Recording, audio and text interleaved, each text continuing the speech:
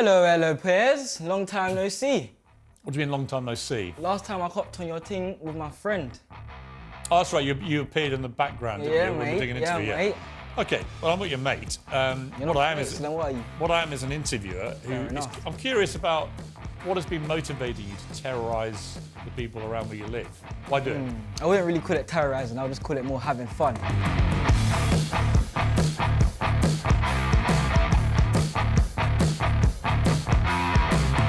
You see this situation that blew up on the internet, you're walking into random houses. The next day, I apologised to the woman because I felt bad, innit? Like, deeper than social media. Like, it went deeper than social media. That's why I didn't record it. She recorded me apologising to her. I told her sorry, and she explained that she was terrified because her children were in the house. And I understood it. What were you doing in the house? What was I doing in the house? I don't know. It was a stupid video. Like, I got peer pressured to say it. I don't want to say it like in that way, but... It was somebody else's fault. I'm not blaming it on no one else. I mean, you break into a house with a woman and a husband and two young kids. I went into the house on my own accord. No, I'm just saying, OK, you went through their door, right? But it's not your house. You're not supposed to be in there. Oh, no shit. You are causing a lot of alarm to that poor woman and to her children who are in the house. You then terrorise this poor elderly woman and take her dog away and traumatise her. So the story about that... Hang on. Let me speak. Yeah, because no. Let me speak. No. I'm going to tell you. Let me talk about that situation. No, for the viewers who... No, wait a minute. Wait a minute. For the viewers who don't know what you've done... Hold up. I'm going to tell them. Hold up. No, you hold on. TV right now. No, you can hold on. Right now. I'm explaining. It's viral everywhere. I'm explaining. They already know what's been happening. Don't just keep talking like an idiot. Right? Don't. Let me finish what the viewers don't know you did. You go up and you do these things. You take a dog from an elderly woman. You leapfrog over the top of an Orthodox Jewish man standing at the side of the road minding his own business. You go up to women in the street and say, do you want to die? It wasn't a woman, it was a man. And she even There were also women that you did this to. There was maybe a woman there, but I only say it to the man. Right. You shouldn't be saying it to anybody. Fair enough, but why, in the name of so-called prankster humour, why cause so much alarm and distress to so many people? Do you get your kicks out of doing that? Not necessarily, but you could say that this whole public outroar just makes me laugh because people are getting hurt over something that didn't happen to them. And that's how I see it as. What do you mean? People are getting hurt over something that didn't happen to them. Everyone acts like they have this persona like they don't care, social media is a facade, this, that and the other. But when me comes out and does the mad thing, everyone has something to say. It's not a mad thing. It's the mad thing. It's the mad thing. You already said it was the mad thing. It's the mad thing. No, it's not mad. It's moronic. It's the kind of thing anybody could do, and you do it for kicks, and you do it for clicks, and you get your little moment on TikTok, and presumably your peer group that you referenced earlier, they all think, good on you, Mizzy, this is hilarious. Meanwhile, some poor woman thinks you've stolen her dog and is traumatised. Another woman has her 2 kids, and you're bursting into their house uninvited. All right. You're jumping on Jewish people. See, I was who are already Jewish people. Hold up, wait a minute. No, stop. You did. Cool, it was a Jewish person, cool. But there was a trend going around on TikTok called 300. I've done this to numerous people, black people, white people, any types of people. I don't discriminate. So don't stop saying Orthodox Jewish person like I only targeted him and it was only him that I went for. Why are you targeting anybody in that manner? What do you mean, why am I targeting anyone? It was a trend. It was a trend. I just done it for a trend. What's the trend? What's the trend? 300, jump over someone at the time of the beat. However much you scare them. However much you scare them. Or even if you push them into a car. No, that didn't happen, though, because I saw... It didn't happen by chance. It didn't happen, but it didn't happen. A lot of the stuff that you do could have consequences far more serious. But you don't care, do you? As long as you get a laugh... I have remorse for all of these things. You don't have any remorse. What do you mean I don't have any remorse? How are you telling me? You have no remorse. Are you in my life? Do you live in my life? Huh? Are you there for my pranks? Have you been there in my life? What's your life? Tell me. You tell me my life. Presumably, this is whether... Presumably, you're about to tell me the sob story, are you? What's the sob story? There's no sob story. Well, go on then. What's so bad about your life that makes you do this? My whole life, innit? Oh, I don't need to come up with no sincere apology. I already have my own remorse, and I already. You don't have any remorse, do you? What do you mean? Okay, then whatever you. To you, it's all a bit of a jape. And if you steal some old woman's dog, it's all a bit of fun. If you jump on a Jewish man, it's all a bit of fun.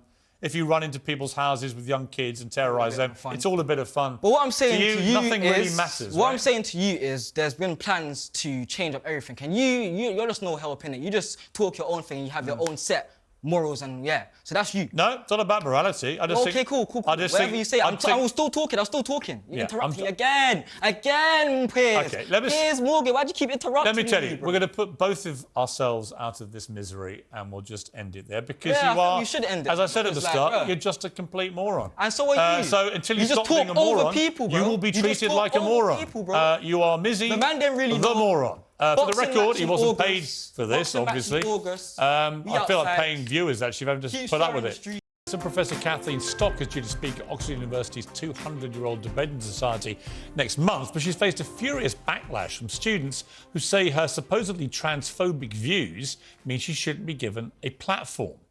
This is the same academic who had to quit her job as a lecturer at the University of Sussex after being targeted by activists for her views on gender identity. Oxford University's Vice-Chancellor has defended Stock's appearance as a matter of free speech, but the university is braced for up to 1,000 protesters and counter-protesters to take action when she appears at the end of the month.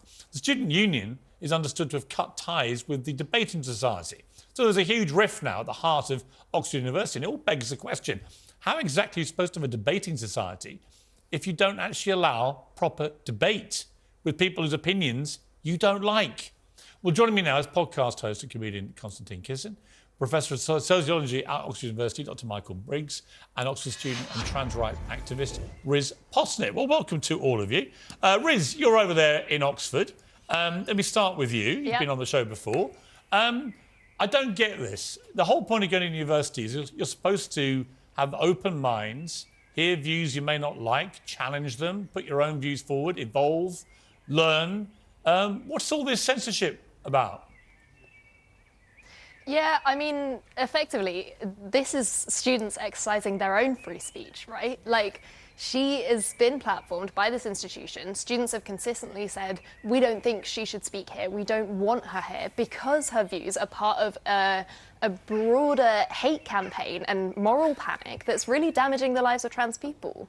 So students have voted that they don't want her here in their college institutions, in the student union, and now the university have overruled that vote. I also want to clarify something here. The SU, the student union, voted to cut ties with the debating society, the Oxford Union, not over this, but over an extensive history of them bullying, harassing, and just having like general bigotry, racism within their institution. So it's not over this nuanced issue. It's about the history of the. But of on the Oxford specific Union. point about Kathleen Stock, you tweeted this. You've got some effing nerve, Kathleen. You've brought your hatred into our community, and now you use the threats we receive because of your actions to try to garner more sympathy for your victim narrative. Oxford doesn't want your bigotry here, and will make it known. Now, I've studied the Kathleen Stock saga.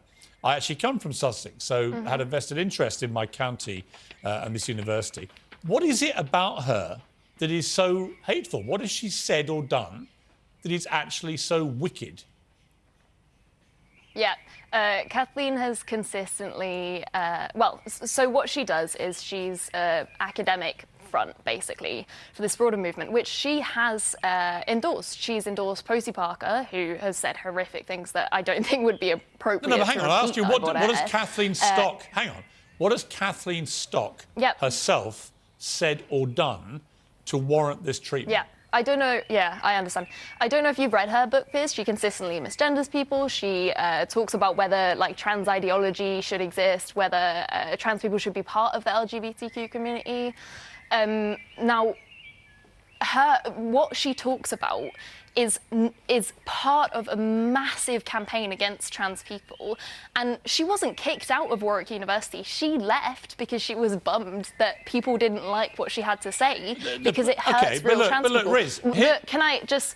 Yeah, I have to. We're running. I've got two other guests. About. Here's my point. You see, I have looked at what she said. She says many trans women are still males with male genitalia. Many are sexually attracted to females. They should not be in places where females undress or sleep in an unrestricted way. Self-ID threatens a secure understanding of the concept of lesbian, and so on. She stands up for the sanctity of biological sex, and I'm struggling to find out what is so offensive about all this. It seems to me what's more offensive are young students who think that biological sex is a movable feast that can be denied and that the science is to be ignored, and that anyone can put their hand up and say they're anything they like and they have to be respected. That I find more offensive than anything Kathleen Stock has said. Welcome back to Piers Morgan Uncensored. Joshua Sutcliffe was a maths teacher at the Cherwell School in Oxford. That was until one lesson in 2017 when he praised a group of female students on their hard work. Well, one of the girls identifies as a transgender boy. And this week, in the first case of its kind in the UK, Joshua Sutcliffe was banned from every classroom in England for not using the pupils' preferred pronouns. Mr. Sutcliffe said he apologised immediately and is being persecuted because of his Christian beliefs. And he joins me now. Well, thank you for coming on, Piers Morgan Uncensored. Thank you, Piers. Just tell me exactly what happened. Well, it was the TRA hearing in recent months, and the principal reason that they banned me from every classroom in the UK, as you mentioned, was for refusing to use the pronouns that a particular student wanted to. So what did you actually say? You called the group girls? Yeah, it was two girls at the front of the class, and one of them identified as a boy. And I agree with the policy exchange report recently released by the government, where it says that, you know, we're letting down a generation of young people, affirming them in these, you know, dispositions. You know, in the UK, you need a gender recognition certificate, and that is post-18. And so it really is a serious issue, and it's affecting schools across the nation. And so I mean, we're seeing a lot of kids now identifying as something other than their biological sex. What do you think of that phenomenon? Well, I think it's really something our society should be taking much more seriously. You know, it's a path, these students go down a path of taking very strong drugs and surgery, and it's something that shouldn't be so quickly brought into classrooms across the country, and it's happening everywhere, as you've seen in the news reports, not just for me, but for other teachers. So you called these two students girls. One of them was a transgender boy by her own, or his own definition, whichever you want to say it, right? This is at a time, this is, you know, 5, 6 years ago when this issue wasn't anywhere near as prevalent as it is now. Did you realise immediately this might be a problem? Well, I wasn't really savvy. I didn't know about the issue as we've come to know about it. And, you know, but at the time, with my Christian convictions, I thought it an appropriate stance to, you know, just use the student's name. And what happened to you? Well, I mean, the school sort of took a case against me, and it's ended out all the way at the... What were you accused of doing? Accused of using the wrong pronouns. Literally? Literally, yeah. Accused of using the wrong pronouns. And that was actually the principal reason that the Department of Education used against me, that I refused to use the pronouns. So really quite a shocking and sad day for myself personally, but even for England, you know. I mean, the argument that was put forward against you was that you should treat all pupils with dignity and respect, and if they're identifying in a different way, then you should feel mandated to do that. Well, I think the safeguarding of the pupil is paramount in this situation, and if you affirm these students in their gender identity, then that could lead them down a path that maybe one day they will regret. And, you know, maybe it's something that we should think about, you know, leaving for adults to decide rather than such young students going down this path. See, on this, I'm kind of, you know, I'm kind of sympathetic to what you're saying about that issue, that the pronoun misgendering and so on, with so many kids now following what I think in most cases is just a fad. Why should people have to change their language to accommodate what seems to be just a fad?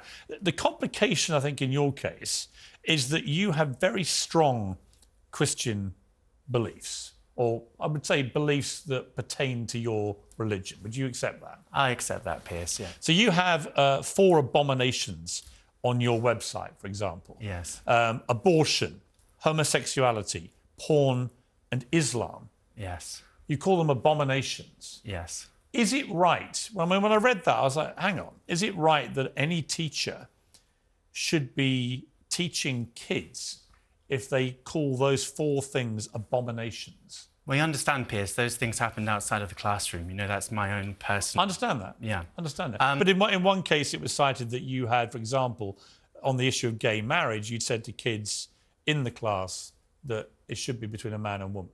Yeah, a student asked me about my conviction, and that was what I said, that marriage should be between a man and a woman. But, you know, the Bible very clearly describes many things as sinful and as not good things for us.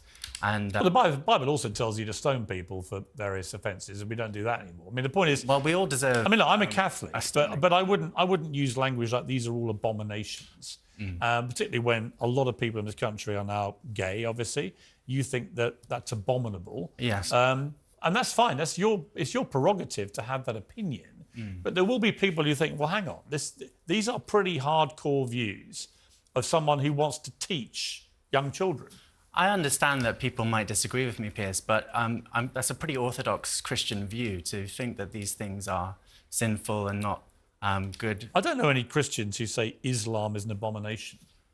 I mean, I know some, but it's not orthodox. Well, that's not orthodox Christian teaching. Of course, it's standard Christian teaching, you know, to not agree with Islam and, you know, to... Not that it's an abomination, another religion. There's respect for Islam. Well, I respect Muslims very much, Piers, but... You don't. You call their religion an abomination. We must separate ideas from people, Piers. Well, hang on. Listen, on your website, you say Islam is an abomination. That's not respecting a religion.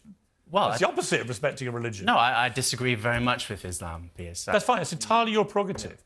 I'm just saying that if you want to be a teacher, is it compatible with being a teacher to have a personal website which lists a series of abominations, including the right to be gay? Well, good evening, London. Welcome to Piers Morgan Uncensored. I was going to start tonight's show with a little monologue about Prince Harry whining again, being in court again, moaning about security again.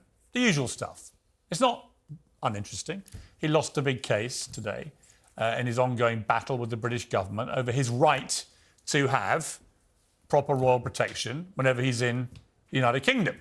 And he wants us, the British taxpayer, to pay for him. Or if that's not the case, he wants the right to pay for it himself. Well, that right today has been rejected. And we're going to come to that debate in a moment. But I can't get out of my head something I watched earlier. I just can't. I'm trying to, but it's lurking in my membranes like a large lizard because I can't quite believe what I heard. This is Sir Ed Davies. He's a knight of the realm in the United Kingdom. He's had the tap on the shoulder from whoever it was, the Queen or William or Charles or somebody, for his services to this country because he's supposedly an intelligent man. And yet this morning with Nick Ferrari on LBC Radio, he was asked that whole question, what's a woman? What do they look like? And this is what he said.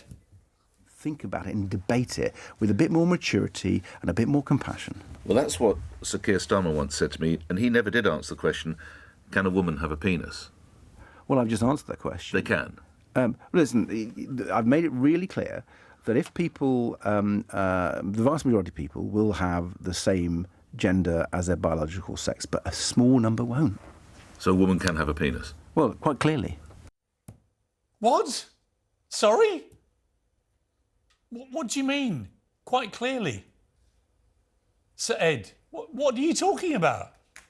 Quite clearly, women can have penises. What are you talking about? You are the leader of a major national political party in this country.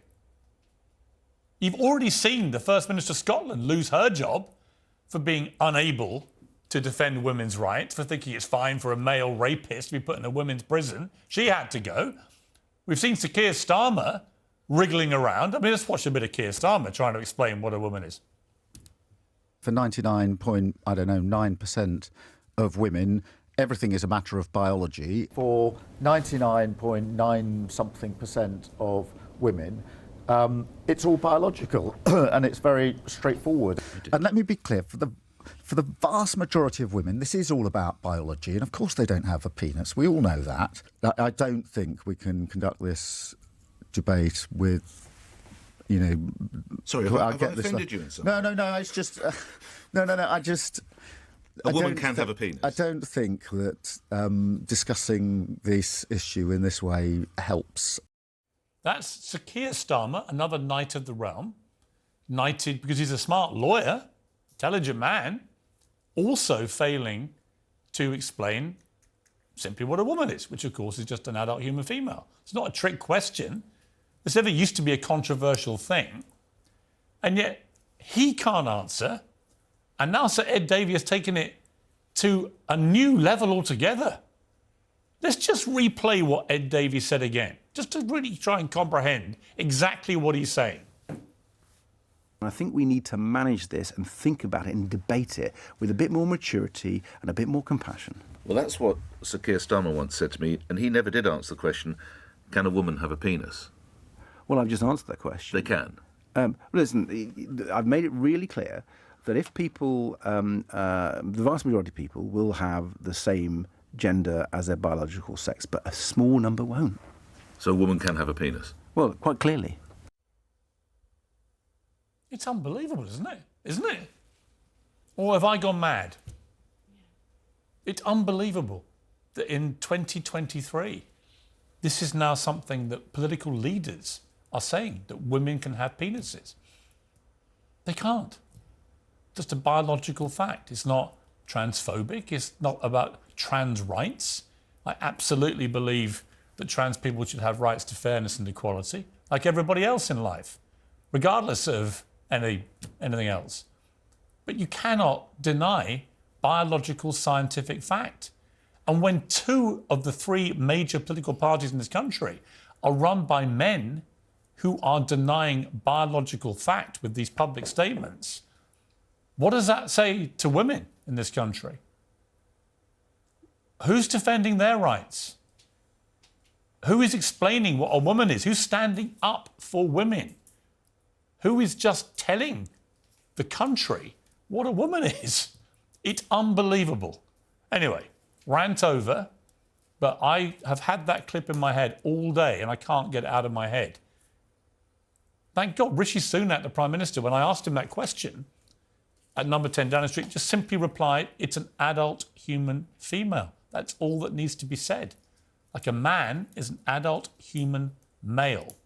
And trans people are trans people. And everyone should get respected.